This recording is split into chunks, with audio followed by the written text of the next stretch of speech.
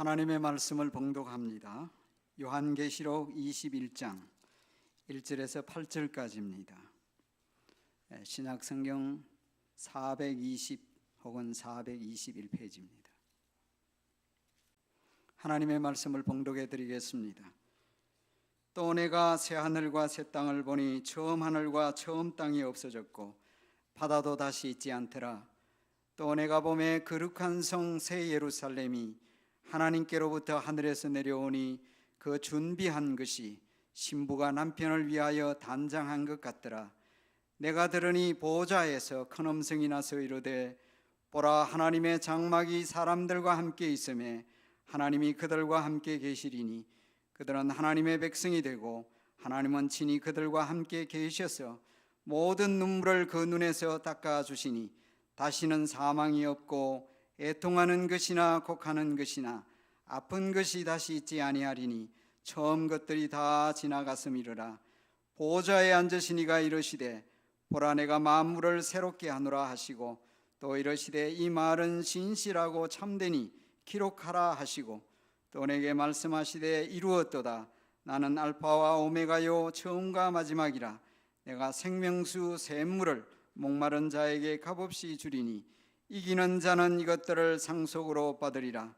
나는 그의 하나님이 되고 그는 내 아들이 되리라. 그러나 두려워하는 자들과 믿지 아니하는 자들과 흉악한 자들과 살인자들과 음행하는 자들과 점술가들과 우상 숭배자들과 거짓말하는 모든 자들은 불과 유황으로 타는 못에 던져지리니 이것이 둘째 사망이라. 아멘. 기도합니다. 주님, 저를 오늘도 붙드셔서 오로지 주의 말씀만을 바르게 능력 있게 전하게 하시며 성도들의 마음을 옥토로 만드시사 주의 말씀을 마음에 잘 새겨 간직하여 결실하여 주께 영광이 되게 하옵소서. 예수님 이름으로 기도합니다. 아멘. 지난주에인가요? 말씀드린 적이 있습니다마는 우리 한국 사람들이 가장 존경하는 인물들 중에 한 사람이 이순신 장군이라고 하죠. 왜 사람들이 이순신 장군을 그렇게 존경합니까? 여러 가지 이유가 있겠죠. 우선 애국자라는 사실입니다. 나라를 위해서 목숨을 바치기까지 충성한 사람이다. 그것만 가지고는 안 되겠죠. 전투 전쟁에서 승리를 이끈 명장이었다. 훌륭한 장수였다는 사실입니다.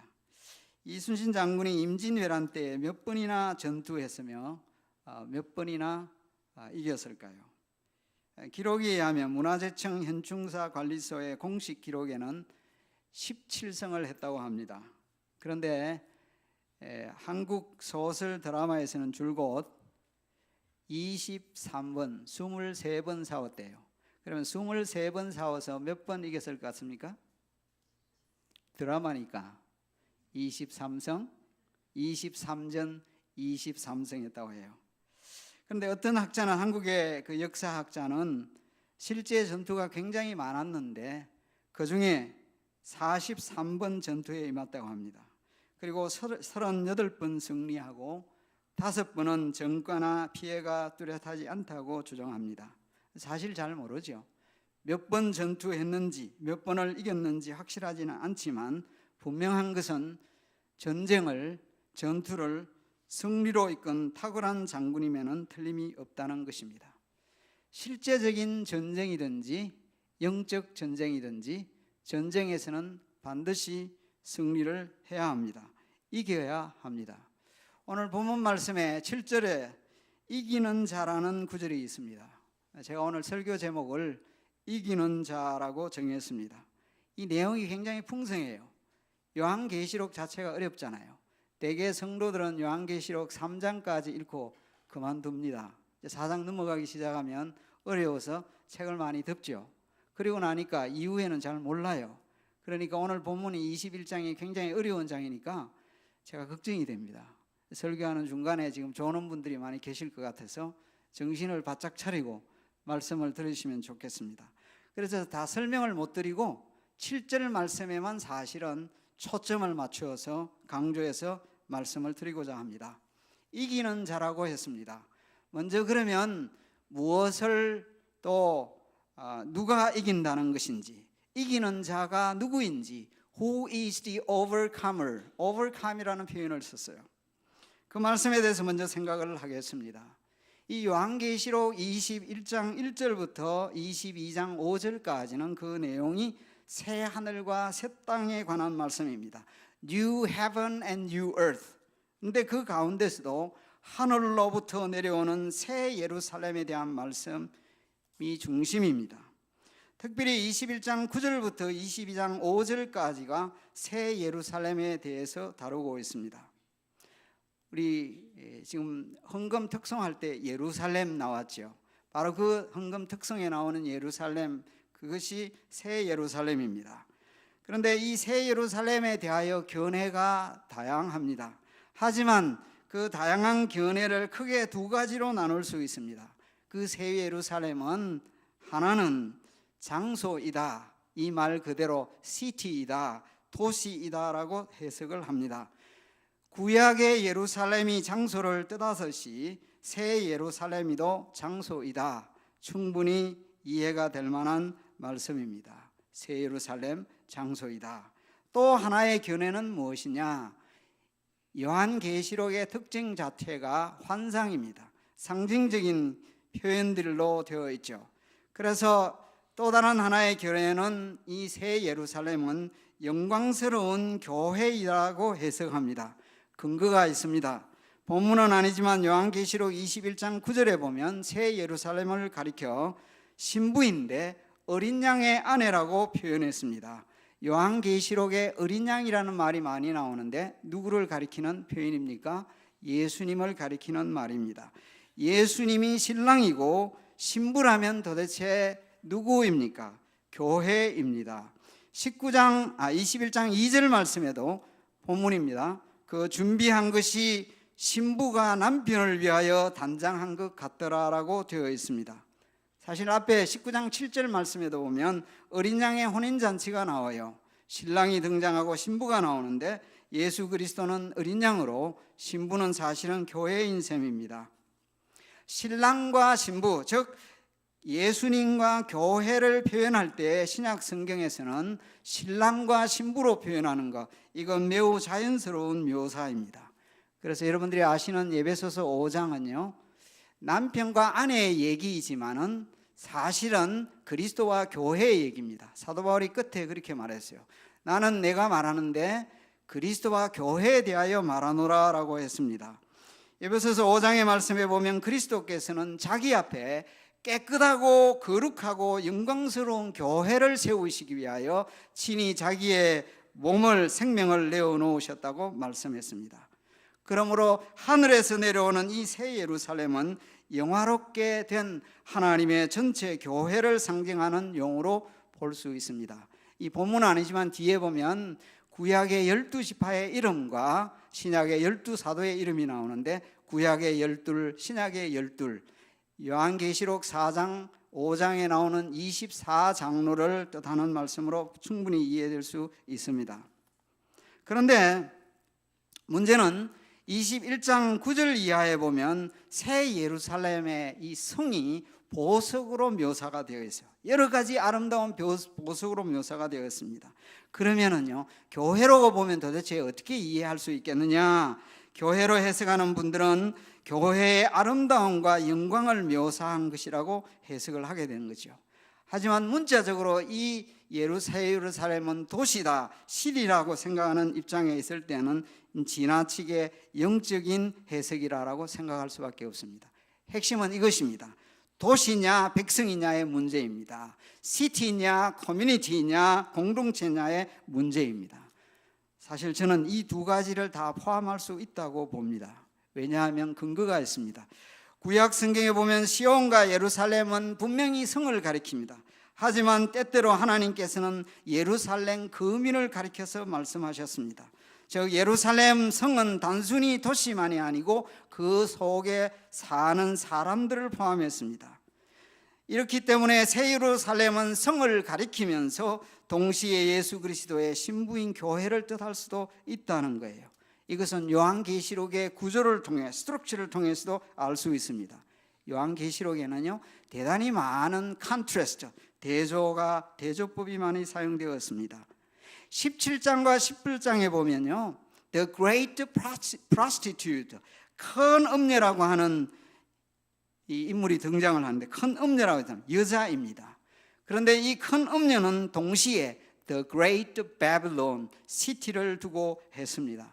그래서 18장 말씀에 보면 귀신의 처소요 각종 더러운 영이 모이는 곳이라고 했습니다. 즉 여자라고 하면서 시티라고 한 것입니다. 그렇기 때문에 새 예루살렘 역시 신부이며 성입니다. 이렇게 큰 음녀 바벨론과 그리스도의 순결한 신부 새 예루살렘은 대조를 일으켰습니다. 그래서 17장 18장에 이 음녀가 하나님의 심판을 받게 됩니다. 그리고 중간에 다른 말씀이 있고 난 뒤에 새 예루살렘이라는 그리스도의 신부가 등장을 하게 된 것입니다. 개혁주의 신학자 가운데 안토니 후쿠마라고 하는 분이 있는데, 이번 역시 새 예루살렘을 영광스러운 교회라고 해석을 합니다. 그런데 흥미롭게도 그는 동시에 이 거룩한 성 새 예루살렘이 새 땅의 중심지가 될 것이다 라고 말씀을 했습니다. 새 예루살렘은 이렇게 기본적으로 승리한 교회입니다. 영광스러운 교회를 가리킵니다. 여러분들이 잘 아시다시피 요한계시록 2장과 3장에는 소아시아의 7 교회들이 등장합니다. 이 교회들은 지상의 불완전한 교회의 모습입니다. 영적으로 전투하는 교회의 모습입니다. 이 영적으로 전투하는 교회가 최종적으로 승리하여 영광스러운 교회의 모습으로 등장한 것입니다. 계시록 2장과 3장은 땅에서 전투하는 교회의 모습을 보여주고 있다면 21장은 영광스러운 교회를 보여줍니다. 2장과 3장의 교회는 땅에 있는 모습인데 21장의 교회는 위로부터 하나님으로부터 내려옵니다. 이 역시 대조입니다. 교회의 근본적인 출처는 하나님이 때문입니다. 이렇게 요한계시록은 여러분들이 아는 대로 종말론에 대한 책입니다. 사실은 요한계시록은 종말론에 관한 책만이 아닙니다. 요한계시록은 기독론에 대한 책입니다. 왜냐하면 요한계시록은 그리스도의 최후 승리를 보여주는 책이기 때문입니다. 그리스도께서 최후에 최종적으로 승리할 것입니다. 그래서 기독론에 대한, 그리스도론에 대한, 크리스탈로지에 대한 책입니다. 동시에 이 책은 교회의 최후 승리를 보여주는 교회론에 대한 책입니다. 여러분들이 아시는 대로는 에베소서는 우주적 교회론, 골로새서에서는 우주적 기독론이지만은 요한계시록이야말로 기독론, 교회론, 종말론에 관한 책이란 말이에요. 교회의 승리는 예수님의 약속의 최후의 성취입니다. 마태복음 16장에 여러분이 아시다시피 예수님께서 베드로의 신앙 고백을 받으시고 난 뒤에 하신 말씀입니다. 음부의 권세가 교회를 이기지 못할 것이라고 했습니다. 즉 교회가 최종적으로 승리한다는 말씀입니다. 여러분 소아시아 7 교회 각 교회들에 주시는 말씀의 끝부분에 보면 반복되는 구절이 나오죠. 적어도 크게 2가지입니다. 하나는요, 귀 있는 자는 성령이 교회들에게 하시는 말씀을 들을지어다. 이 말씀이 계속 반복되었습니다. 또 하나는 중요한 말씀이 이기는 자에게 주시는 축복의 약속들입니다. 이기는 그에게는, 혹은 이기는 자는 이라는 말이 7번, 하나는 에게, 하나는 자는이 오히려 더 많죠. 반복적으로 등장합니다. 그러다가 이 표현이 사실 최종적으로 요한계시록 오늘 본문인 21장 1절에 다시 등장한 것입니다. 제가 가끔씩 여러분들 이런 말씀을 드린 적이 있습니다. 성경에는요, 명시적인 명령이 있고 암시적인 교훈이 있습니다. 명시적인 명령, explicit command. 암시적인 교훈이라는 것은 implicit instruction입니다. 즉 명시적인 명령이라는 이거예요. 직접 이렇게 해라, 저렇게 해라, 이렇게 하지 말아라, 저렇게 하지 말아라. 십계명이 이에 해당되고 신약에도 많이 나옵니다. 그러나 암시적인 교훈은요, 그 표현 속에 instruction, exhortation, 지시 혹은 훈계의 의미가 있다는 거예요. 예를 들어 봅시다. 여러분의 자녀가 학교에서 돌아와서 엄마 나 배고파 이렇게 말을 했다고 합시다. 그건 사실을 말한 거예요. 배고프다 말은 한 겁니다. 그러나 그 말을 들은 엄마는 어떻게 이해합니까? 어떤 행동을 취해요? 엄마 배고파하면 정상적인 엄마는 어떻게 할 것 같아요? 엄마에게 물어봅시다. 어떻게 하세요? 엄마 배고파하면 네가 알아서 먹어 이렇게 합니까? 엄마 배고파하면 간식이든지 음식을 준비해가지고 내어놓습니다. 행동을 취합니다. 그건 무슨 말인가? 그렇게 이해한 거예요. 엄마 나에게 간식 만들어 주세요 라는 부탁이 들어있다고 본 거예요. 물론 항상 그런 건 아닙니다만 이것이 암시적인 표현입니다. 본론으로 들어갑니다. 이기는 자는 이것들을 상속으로 받으리라. 무슨 뜻입니까? 이기는 자는 무슨 뜻입니까? 이겨라, 승리하라, 암시적인 인스트럭션이랍니다. 이겨라 이 뜻입니다. 지라는 게 아니고 가만히 있으라는 것이 아니고 이겨라라는 암시적인 지시가 들어있습니다. 그리하면 이것들을 상속받으리라는 약속이 따라옵니다. 새 예루살렘은 승리한 교회라고 말씀드렸습니다. 그렇다면 이 7절에 이기는 자는 누구일까요? 이기는 자는 하나님의 백성 개개인을 뜻한다고 볼 수 있습니다. 물론 승리한 교회에 속한 개인인데 이 단수 명사가 예루살렘 즉 승리한 교회 공동체를 뜻한다고 할 수도 있지만 그러나 대조법으로 8절에 나오는 내용을 보면 개인적으로 해석하는 것이 맞다 여깁니다. 그러나 두려워하는 자들과 이것은 영적으로 패배한 자들을 말한다는 것입니다. 그러면 무엇을 어떻게 이겨야 한다는 것인가? 사실 여러분들이 잘 아는 2장과 3장을 묵상을 잘 하셔야 됩니다. 2장과 3장에 나오는 말씀을 잘 읽으면 무엇을 이겨야 할 것인지 어떻게 이겨야 할 것인지가 다 나와 있습니다. 말씀드리자면 회개를 촉구하셨어요. 믿음과 충성을 요구하셨습니다. 간단하게 말씀드리면 예수 그리스도와 하나님의 말씀을 끝까지 붙들고 믿어라 이렇게 되기를 주의 이름으로 축원합니다. 요한계시록 12장 11절에 보면 또 우리 형제들이 어린 양의 피와 자기들이 증언하는 말씀으로서 그를 이겼으니 여기 그가 누굴까요? 사탄 마귀입니다. 마귀를 이겼으니 그들은 죽기까지 자기들의 생명을 아끼지 아니하였도다라고 했습니다. 성도들은 근본적으로 어린 양의 피로 승리합니다. 예수님은 십자가로 정사와 권세를 이기셨습니다. 골로새서에 나오는 중요한 말씀이죠. 정사와 권세를 이기셨습니다. 예수님은 자신의 죽음을 통해서 죽음의 세력을 가진 자 마귀를 패배시켰습니다. 히브리서 2장의 말씀이죠. 그래서 우리는 예수님의 보혈로 예수님이 이미 이기셨기 때문에 예수 안에서 예수님의 보혈을 믿는 그 믿음으로 보혈로 마귀를 이깁니다. 성도가 또한 영적으로 승리한 것은 예수님의 보혈의 능력을 증거하는 하나님의 말씀으로 이깁니다. 하나님의 말씀을 굳게 붙들 때, 하나님의 말씀을 깊이 새길 때, 말씀에 순종할 때 영적 승리자가 되는 줄로 믿습니다. 거기다가 보면요, 생명까지 아끼지 아니하였다, 죽기까지라고 되어 있습니다. 즉 충성과 헌신을 통해서 이깁니다.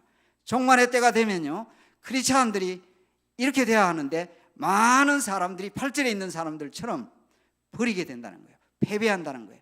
그러나 죽기까지 자기들의 생명을 아끼지 아니하는 자가 승리한다. 요한계시록에서 말하고 있는 말씀입니다. 말씀드리면 이기는 자는 영적인 승리자를 뜻합니다. 하나님의 말씀을 끝까지 붙들고 믿음을 지키는 자를 가리킵니다. 사도 요한의 말씀과 더불어서 세상을 이기는 이김은 믿음입니다. 이기는 자 되시기 바랍니다. 병도 이기시를 주의 이름으로 축원합니다. 어려움도 극복하시기를 주의 이름으로 축원합니다. 좌절과 낭만 가운데 있지 마시기를 바랍니다. 환난과 고난도 다 극복할 수 있습니다. 예수님이 이기셨습니다. 내가 이기었노라, 세상을 이기었노라. 너희가 세상에서 환난을 당하나 내가 이기었노라. 주님이 이기셨기에 주 안에서 믿음으로 사는 자는 분명히 최종적으로 이기게 되어 있습니다. 넉넉히 이기느니라 약속하셨습니다. 이렇게 신앙의 영적 승리를 두고 하는 말입니다. 그래서 매일매일의 삶에서 전투에서도 이기고 우리는 사실 최종적으로 승리할 거예요. 이기는 자입니다. 우리가. 그런데 그러면 이기는 자에게 주어진 약속이 있습니다. 7절에 그 약속이 어떤 축복이냐 복이냐, 이것들을 상속으로 받으리라라고 말씀했습니다. 자, 그러면 상속으로 받으리라는 건 이것들은 뒤에 설명을 드리고, 상속을 받는다는 뜻이 도대체 무슨 말이냐 하는 거예요. 구약에서 하나님은 이스라엘 백성들에게 가나안 땅을 기업하고 유업으로 주시겠다가 약속하시고 그 땅을 유업으로 주셨습니다. 가나안 땅을 이미 약속으로 주셨습니다. 이들이요, 가나안 땅에 가기도 전에 아직 멀리 있을 때, 아니 이미 일찍이 하나님께서는 그들에게 말씀하셨는데, 히브리적 표현이 이 표현입니다. 내가 너희에게 이미 준 땅, 이미라는 말은 없습니다만 이미 의미가 들어있는 거예요. 내가 너희에게 준 땅에 들어가서 차지하라. 하나님 이미 주셨습니다. 그들에게 이미 주셨어요. 그들이 가지기도 전에 이미 주셨습니다. 신약의 개념도 마찬가지입니다. 예수 안에 있는 사람은 에베소 2장에 있는 대로 이미 하나님 예수님과 더불어서 하나님 보좌에 오르신 것 같이 이미 그 자리에 있다고 했어요. 하나님께서는 그들에게 기업으로 주신 그 땅을 그들은 믿음으로 정복해야 했습니다. 약속과 믿음의 관계입니다. 그때에 쓰인 개념이 상속입니다. 신약의 원리 마찬가지라 했습니다. 하나님께서 우리에게 영원한 생명, 영원한 구원을 약속하시고 이미 다 이루어 놓으셨습니다. 우리는 그 약속된 것을 믿음으로 받아들이는 겁니다. 이 유산 상속이라는 것은요, 부모가 자신의 재산을 자식에게 넘겨준다는 뜻 아닙니까? 하나님은 자기 자녀에게 귀한 것을 주십니다. 그래서 하나님께서 이기는 자를 상속자로 삼으신다. 신약에 있는 두 군데 말씀만, 상속자에 대한 말씀만 읽어드리겠습니다. 갈라디아서 3장 29절에 너희가 그리스도의 것이면 곧 아브라함의 자손이요 약속대로 유업을 이을 자니라. heirs according to the promise. 그런데 제가 공동 상속자라고 했습니다. 그래서 로마서 8장 17절의 말씀을 따르기 때문에 co-heirs, 자녀이면 저와 여러분이 하나님의 자녀입니다. 믿으십니까? 여러분들이 하나님의 자녀이세요? 자녀이면 상속자라고 했습니다. heirs, 곧 하나님의 상속자요, 그리스도와 함께한 co-heirs with Christ, 그리스도와 함께 그리스도께서 누리실 영광에 동참한다는 말입니다. 얼마나 놀랍습니까? 엄청나고 놀라운 것을 우리에게 주신다는 것입니다. 그럼 도대체 무엇을 우리에게 상속으로 주시느냐? He will inherit these라고 했습니다. 이것들이라고 했습니다. 이것들이 도대체 뭐냐? 아시아 7교회에 보낸 편지를 보면 이기는 자가 받을 복이 이미 다 말씀되어 있습니다. 그리고 오늘 본문에 사실 이것들은 분명히 앞부분에서, 제가 지금 자세히 설명을 못 드리지만 앞부분에서 말한 것들을 가리킵니다. 그 가운데 간단히 말씀드리면 새롭게 된 만물에 대한 약속이 있어요. 만물을 all things, I will make all things new, 모든 것을 새롭게 할 것이다. 만물을 새롭게 할 것이다. 로마서 8장 22절에 의하면 만물이 인간의 죄로 말미암아 현재 탄식하며 고통하고 있습니다. 그런데 미래에 이 고통에서 벗어날 날이 있다고 말씀합니다. 사도행전 3장 21절에 보면 사도 바울은 만물의 회복, restoration, 회복을 말합니다. 우주는 죄로 오염되어 있고 악으로 더럽혀져 있지만 하나님께서 만유를 새롭게 하셔서 이기는 자에게 상속해 주실 것입니다. 새 하늘과 새 땅이 현재의 것을 새롭게 갱신한다는 뜻인지 아니면 완전히 새로운 것을 만드신다는 말인지에는 서로 두 가지 주장이 있습니다만 본문엔 또 바다가 없어서 제가 설명드릴 시간은 없습니다. 생명수 샘물로 이내 영적으로 영원히 목마르지 않게 될 것이라고 했어요. 성도 여러분, 새 땅에는 눈물이 없을 것입니다. 본문에 있습니다. 애통함이나 고통도 없을 것입니다. 더 이상 죽음이 없을 것입니다. 치명적 사고도, 불치의 병도, 슬픈 장례식도, 가슴 아픈 일도, 영원한 이별도 없을 것입니다. 이 새 땅에서 우리는 하나님과 우리가 사랑하고 잠시 이별을 해야 했던 친구, 부모, 형제들, 그리고 모든 하나님의 백성들과 영원히 깨어지지 않은 교제를 나누게 될 것입니다. 할렐루야. 자, 그런데 이제 마지막으로요, 이렇게 말씀하시고 난 뒤에 하나님의 말씀이 더 이어나옵니다. 나는 그의 하나님이 되고 그는 내 아들이 되리라. I will be his God and he will be my son.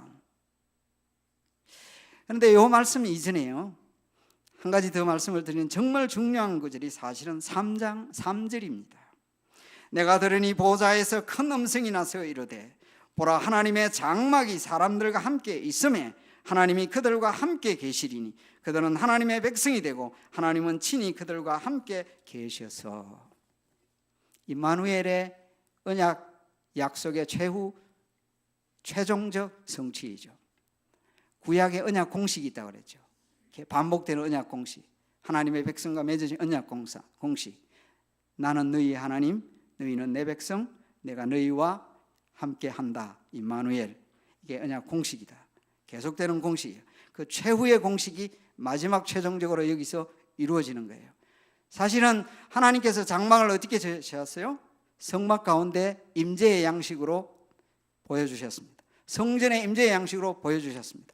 요한복음 1장에서는 예수님이 우리 가운데 거하심의 터보나이코, 임재, 예수님이 바로 임마누엘입니다. 마태복음 1장에 그렇게 되어 있잖아요. 임마누엘이라 하리라. 임마누엘입니다. 그런데 오늘 이 말씀에서 임마누엘 하셨습니다.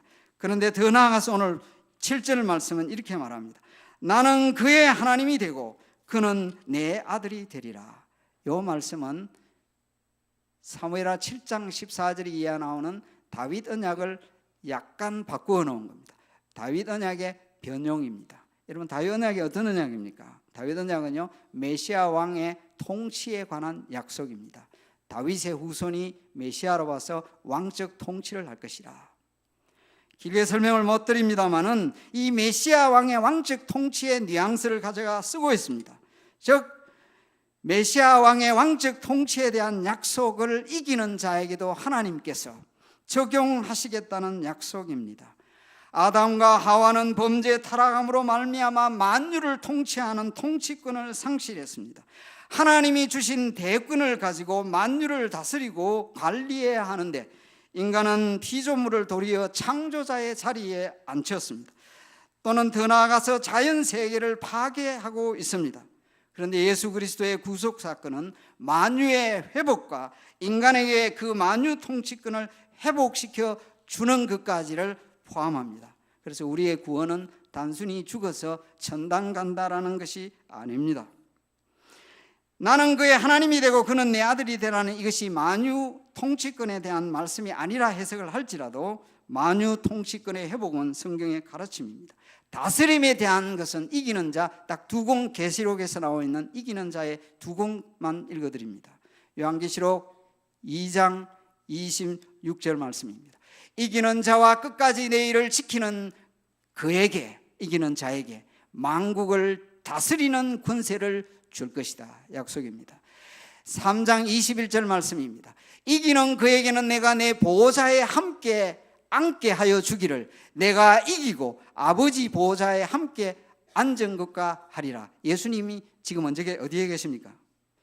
예수님은 우리 신앙 고백대로 말하면 하나님 보좌 우편, 그분은 하나님이시기 때문에 그의 영으로 우리 가운데 계시고 하나님이신데, 그러나 우리 고백은 어떻게 해요? 하나님 보좌 우편에 앉아 계시다가, 하나님 보좌 우편은 어떤 자리입니까?